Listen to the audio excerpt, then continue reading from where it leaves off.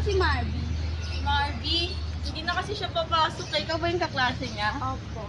Marvy! Anak!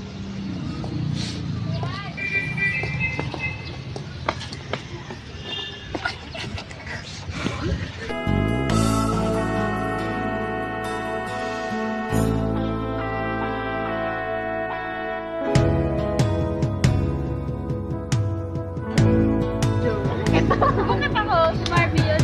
Ay, si Marvin ka na. Uy, hindi ka bilis mo. Ay, Sa paaralan, bawat araw ay puno ng kasiyahan. Nakikipagkwentuhan tayo sa mga kaibigan at nagsasama tuwing recess. Minsan, naglalakad lang sa paligid pero puno ng tawanan at saya. Habang tumatagal, nagiging mas malalim ang ating pagkakaibigan. Ang mga simpleng bagay ay nagiging mga alaala na nagdudulot ng saya.